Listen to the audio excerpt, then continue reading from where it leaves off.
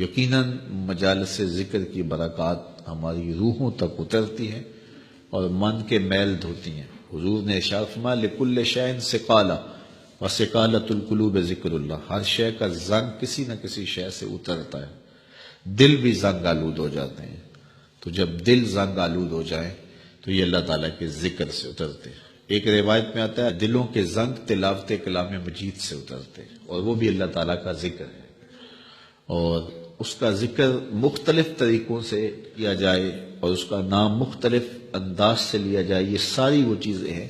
جو دل کی میل کچیل، دل کی غلاستیں، دل کی گندگیاں اتار دیتی ہیں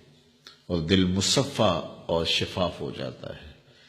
حضرات صوفیہ تو کہتے ہیں جب کوئی بندہ ایک مرتبہ کہتا ہے اللہ،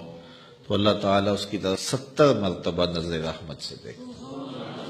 اور جب اللہ تعالیٰ کسی بندے کی طرف نظر رحمت سے دیکھتا ہے اس کے 70 گناہ جل کے راکھ ہو جاتے ہیں۔ تو اس لیے جب کوئی بار بار اللہ اللہ پکار رہا ہوتا ہے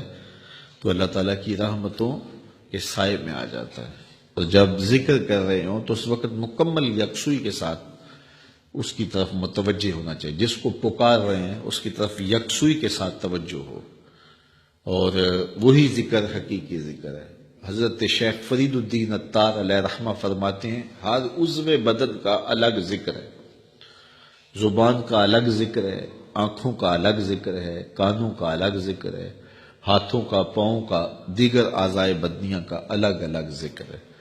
اللہ کی نشانیوں کو دیکھنا یہ آنکھ کا ذکر ہے، استماع قول حق یہ کان کا ذکر ہے، قرآن مجید کی تلاوت کرنا، اس کا نام لینا یہ زبان کا ذکر ہے، دکھیوں کی مدد کرنا یہ ہاتھ کا ذکر ہے، نیک مجالس کی طرف چل کے جانا، مسجد کی طرف سفر کرنا یہ پاؤں کا ذکر ہے۔ تو مختلف اعضائے بدنیاں کا مختلف ذکر ہے، اور ہر وقت جو ہے وہ ذکر کے اندر انسان لگا رہے اور رب کی یاد کے سائے میں اپنی زندگی گزارے۔ یہ اس کی روح کی غذا ہے جو اسے باہم پہنچتی ہے، پھر اس کی روح مرتی نہیں ہے، اس کی روح جو ہے وہ شاد اور آباد رہتی ہے، بیمار نہیں پڑتی، روح کے اوپر زنگ نہیں چڑھتا، وہ پاکیزہ اور مطہر رہتی ہے۔ تو مجھے اور آپ کو اپنی روح کا سامان کرنا چاہیے اور اللہ کا ذکر پوری یکسوئی کے ساتھ، پوری توجہ کے ساتھ، پورے انہماک کے ساتھ۔ ہمارے صوفیاء نقشبندیہ تو کہتے ہیں جب سالک کہے اللہ، تو جب یہ بندہ پکار رہا ہوتا ہے رب کو، تو رب بندے کی پکار کو سن رہا ہوتا ہے۔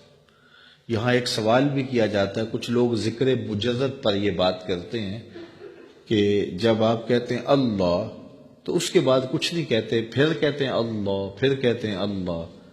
تو جب کسی کو پکارا جائے تو پھر اس کو غرض بھی بتائی جاتی ہے نا۔ آپ مجھے آواز دیں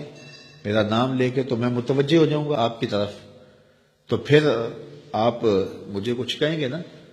کہ جناب ہم آپ کے پاس آئے ہیں ٹائم لینے کے لیے یا کوئی اور غرض کے لیے، کسی اور مقصد کے لیے،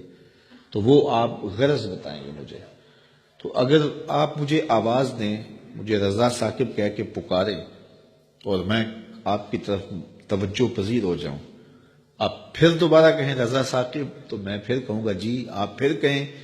تو 2-3 بار کے بعد میں اکتا جاؤں گا کہ میاں بات بھی آگے کرو، مجھے پکار رہے ہو بار بار تو بتاؤ کیا کہنا ہے۔